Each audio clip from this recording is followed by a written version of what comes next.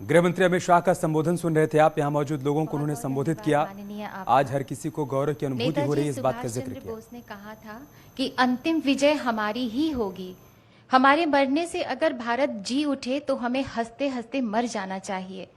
भारत माँ के वीर सपूत नेताजी सुभाष चंद्र बोस सूर्य पुत्र थे, जिनकी चिंगारी से हर भारतीय के हृदय में स्वतंत्रता की मशाल जला करती थी। दुश्मन भी थर्राया करते थे। उनके जय हिंद के नारे में वो शक्ति हुआ करती थी। आजाद हिंद फौज का वो प्रेरणा गीत कदम कदम बढ़ाए जा आज भी हमारे रोंगटे खड़े कर देता है। हम आपको बता दें कि आज माननीय प्रधानमंत्री जी के द्वारा उस महान विभूति के होलोग्राम स्टैचू के अनावरण के साथ ही नेताजी सुभाष चंद्र बोस को वंदन के रूप में वही गीत बजाया जाएगा। आप सभी से अनुरोध है कि जब वो गीत बजे तो हम सब अपने स्थान पर खड़े हो जाएंगे। अब हम विनम्र आग्रह करते हैं माननीय प्रधानमंत्री जी से कि कृपया नेताजी सुभाष चंद्र बोस के होलोग्राम स्टैचू का अनावरण करें, रिमोट का बटन दबाकर।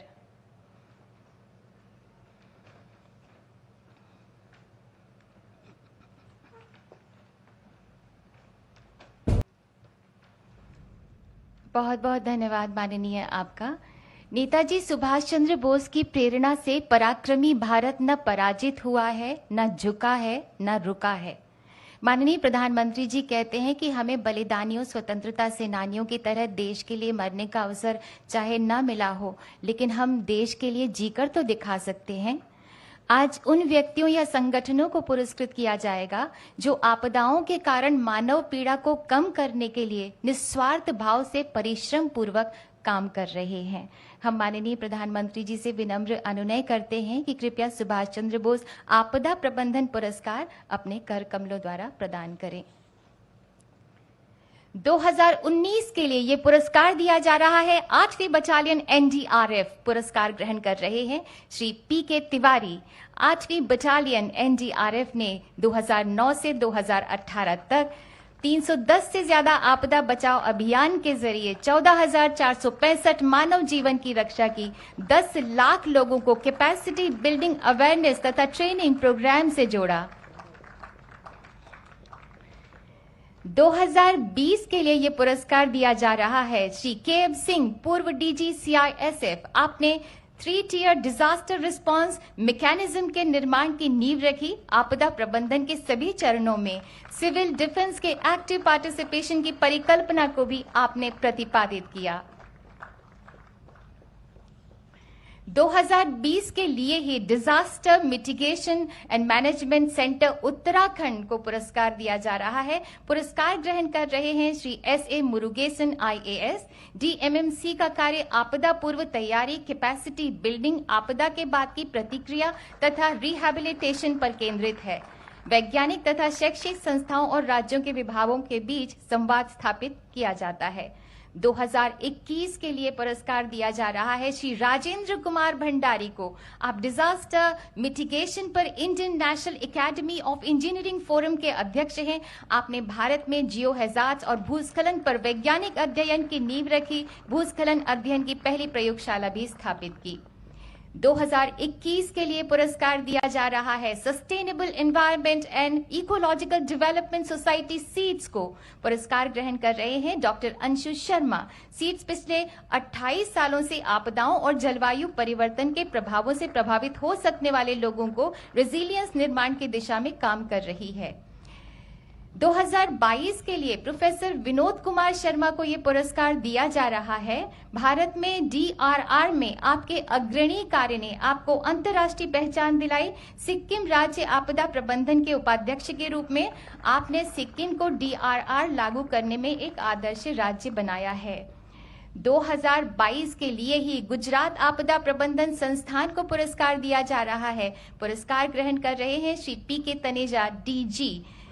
जीआईडीएम ने पेंडेमिक के दौरान मल्टी हैजार्ड रिस्क मैनेजमेंट तथा रिडक्शन के लिए 12,000 से ज्यादा प्रोफेशनल्स को ट्रेन किया। फायर से संबंधित पोर्टल, कोविड से संबंधित मोबाइल ऐप भी विकसित किया। बहुत बहुत धन्यवाद माननीय आपका और सभी पुरस्कार विजेताओं को हार्दिक बधाई। भारतवासियों, मां भारती आज गर्वित है कि उसके वीर पुत्र नेताजी सुभाष चंद्र बोस के अनन्य अनुगामी माननीय प्रधानमंत्री श्री नरेंद्र मोदी जी मां भारती की सुरक्षा, समृद्धि तथा जनता की सेवा के लिए सदैव बेचैन रहते हैं, जो स्वयं से आगे स्वदेश रखते हैं, स्वमेव से आगे ध्येय रखते हैं, जो देश हित में कड़ी से कड़ी चुनौती से डटकर जूझ जाते हैं। माननीय प्रधानमंत्री जी के नेतृत्व में आजाद हिंद फौज का वो तराना आज शब्दशः चरितार्थ हो रहा है। शुभ सुख चैन की बरखा बरसे, भारत भाग है जागा, सूरज बनकर जग पर चमके, भारत नाम सुभागा। माननीय प्रधानमंत्री जी से हमारा विनम्र अनुरोध है कि कृपया हम सबको प्रेरणा ज्योति से रोशन करें।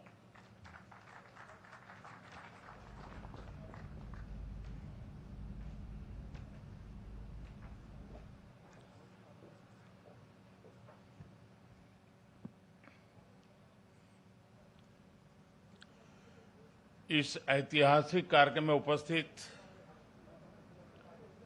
मंत्रिपरिषद के मेरे साथी श्री अमित शाह, श्री हरदीप पुरी जी, मंत्रिमंडल के अन्य सदस्य, आईएन के सभी ट्रस्टी, एनडीएमए के सभी सदस्यगण, jury members, NDRF, coast guards और आईएमडी के डायरेक्टर जनरल, आपदा प्रबंधन पुरस्कारों के सभी विजेता साथी, अन्य सभी महानुभाव, भाइयों और बहनों, भारत मां के वीर सपूत नेताजी सुभाष चंद्र बोस की 125वीं जन्म जयंती पर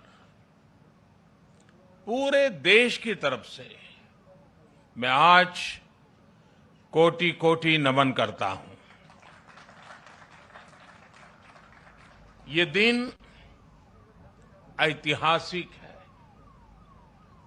ये कालखंड भी ऐतिहासिक है और ये स्थान जहां हम सभी एकत्रित हैं वो भी ऐतिहासिक है। भारत के लोकतंत्र की प्रतीक हमारी संसद पास में है, हमारी क्रियाशीलता और लोकनिष्ठा के प्रतीक अनेक भवन भी हमारे साथ पास में नजर आ रहे हैं, हमारे वीर शहीदों को समर्पित नेशनल वॉर मेमोरियल भी पास है।